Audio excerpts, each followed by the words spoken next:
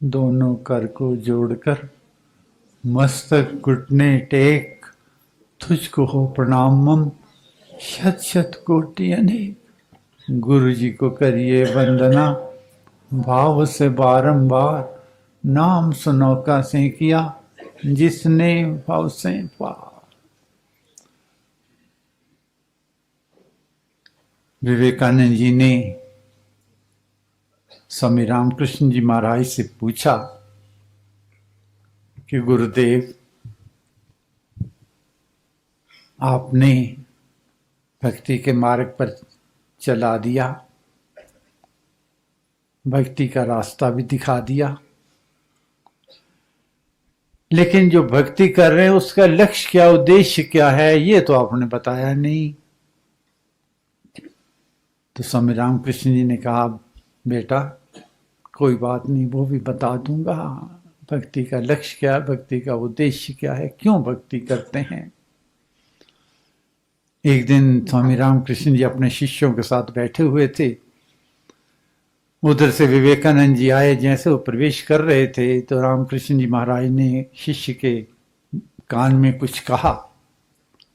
इतने जैसे ही विवेकानंद जी प्रवेश किए, गुरु के पास बैठने ही लगे थे, उस शिष्य ने उठकर विवेकानंद जी के मुंह पे थूक दिया। जब मुंह पे थूक दिया सबके सामने, भरी सभा में, गुरु के सामने, तो एकदम हतप्रभ हो गए, हैरान हो गए, ये क्या हो गया। लेकिन फिर उसी क्षण अपनी उस मंद मंद मुस्कुराहट को वापस लाते हुए प्रसन्न चित्त होकर जैसे बैठने लगे, रामकृष्ण जी ने खड़े होकर गले से लगा लिया और कहा, यही भक्ति का लक्ष्य है। अर्जुन ने भी गीता में पूछा है भगवान कृष्ण जी से कि भगवान भक्ति का लक्ष्य क्या है। तो उन्होंने कहा, भक्ति का लक्ष्य है प्रसन्नता। महाराज ने भी भक्ति प्रकाश में लिखा है कि भक्त क्या लक्षण है, मुखमंडल प्रसन्न हो यथा गुलाबी फूल, हर की तरह, हर वक्त गुलाब के फूल की तरह प्रसन्न चित्त हो। लेकिन राम जी के बाहर लिखा होता है, रामचरित्र के बाहर, सदा प्रसन्न राम, आपने पढ़ा होगा, सदा प्रसन्न राम लिखा होता है। तो जितना राम जी ने विलाप किया माँ सीता के वियोग में, शायद ही किसी ने किया हो। अगर वो इतने वियोग करने वाले थे तो सदा प्रसन्न चित्त राम कहां से हो गए। तो संतों का कहना है कि दुख भी आएंगे जिंदगी में, मुसीबतें भी आएंगी, लेकिन हमारी जो जिंदगी है वो एक घड़ी की जो क्लॉक होती है, जिसके अंदर पेंडुलम लगी होती है, दोनों तरफ घूमती रहती है, उस घड़ी की तरह है जीवन। उस घड़ी की पेंडुलम की तरह है, कभी एक तरफ जाती है, फिर बीच में आती है, फिर बाएं चली जाती है, फिर दाएं चली जाती है। एक तरफ दुख है, एक तरफ सुख है। दुख में होते हैं तो फिर कोई ना कोई खुशी की खबर आ जाती है, खुशी की खबर आती है तो फिर गमी की आ जाती है। वो घड़ी चलती रहती है। लेकिन उस पेंडुलम का हर वक्त प्रयत्न क्या है, उद्देश्य क्या है, लक्ष्य क्या है, सेंटर में आना, बीच में आना। जैसे बीच में आने लगती है फिर बाएं चली जाती है, जैसे बीच में आने लगती है फिर दाएं चली जाती है। तो जिंदगी का उद्देश्य है समता। धीर जनों पर दुखड़े आते, उनसे तो वे परखे जाते। कौन कहता है मुसीबत आती नहीं ताजदारों पर, ये गम की बिजली गिरती है बड़ी ऊंची मीनारों पर।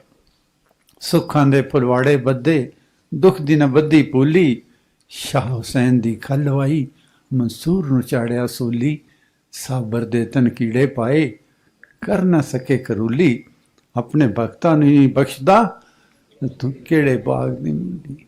दुख आएंगे, लेकिन दुख आए सुख आए, हर वक्त कोशिश करना है कि समता में रहें, एक चित्त हो जाएं। तो लोग पूछते हैं कि हम तो प्रयत्न करेंगे, अभ्यास भी करेंगे, सब कुछ मेहनत करेंगे कि दुख में दुखी ना हो, सुख में समता में रहें, तो क्या कोई एक दिन आएगा जिस दिन हम अभ्यास करते करते भक्ति के मार्ग पर चलते सिमरन करते सम हो जाएंगे, दुख और सुख का पता ना लगे? संत कहते हैं जरूर आएगा। कब आएगा? जब घड़ी का समता, घड़ी की जो पेंडुलम है कब खड़ी होती है? जब उसकी बैटरी खत्म हो जाती है।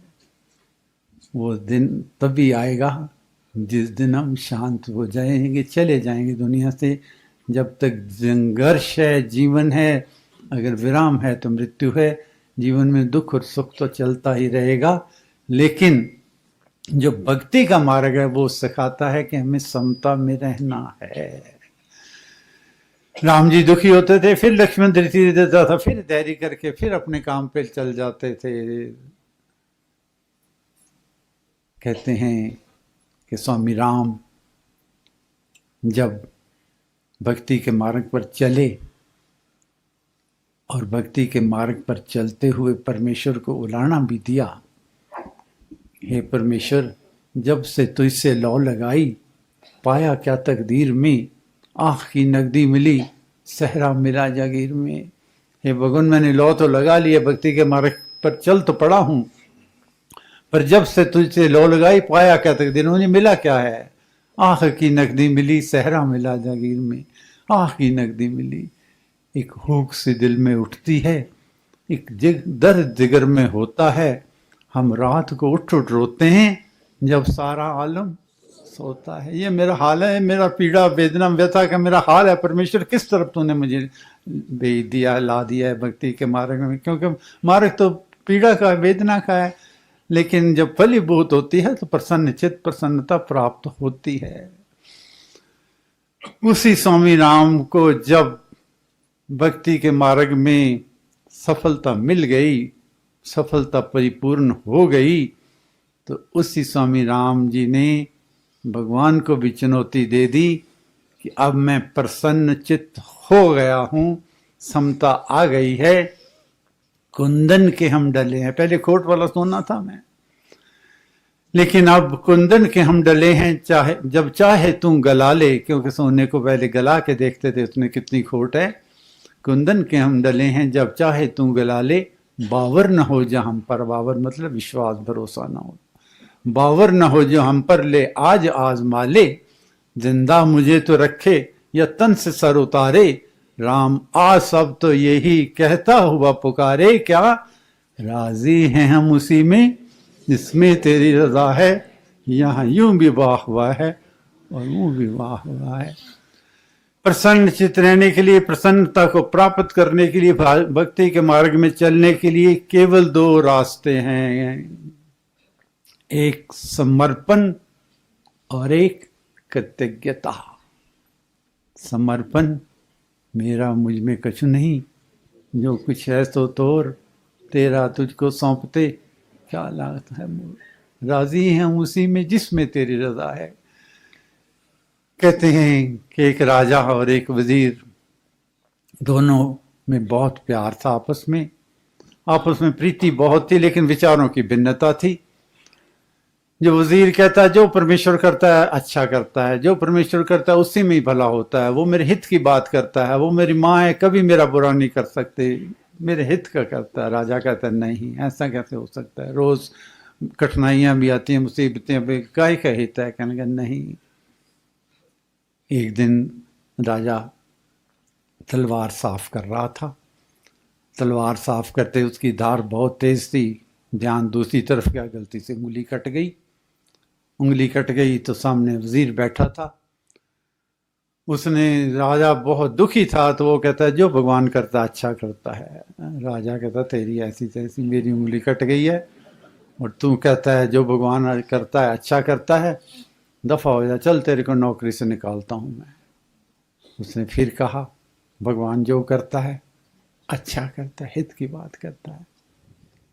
चला गया। राजा एक दिन शिकार पे गया अपने साथियों के साथ, घना जंगल था, जंगल में भटक गया, रास्ता भटक गया, साथी उससे जुदा हो गए, वो अलग हो गया। घोड़े को नीचे बांधकर खड़ा था, इतने में कुछ आए, जंगली लोग आए, आके उन्हें देखा, एक मनुष्य खड़ा है, बाहर से आया हुआ कोई लगता है दूसरे देश का। उन्होंने उसको पकड़ लिया, पकड़ के ले गए अपने जंगल के राजा के पास, जो उनका था उसके पास ले गए। कहने के महाराज ले आए, क्योंकि उनके राजा ने कहा कि आज बलि का दिन है, कोई व्यक्ति ढूंढ के लाओ जिसकी बलि दी जा चुके। राजा बेचारा हैरान परेशान, उसको बांध दिया, बांध के नहलाने लगे। जब नहलाया, उसके कपड़े उतारे, देखा तो उसकी उंगली कटी हुई थी। राजा ने कहा इसका तो अंग भंग है, इसको तो बलि नहीं दे सकते, छोड़ दो इसको। छोड़ दिया। आ गया वहाँ पर भटकता हुआ, देखता हुआ। उसके साथी मिल गए, मिलकर पहुँच गया अपने दरबार में। वहाँ पहुँचा, उसके मन में ख्याल आया कि वज़ीर कहता तो ठीक था कि भगवान जो करता अच्छा करता है, उसको वज़ीर को फिर बुलाया जाए।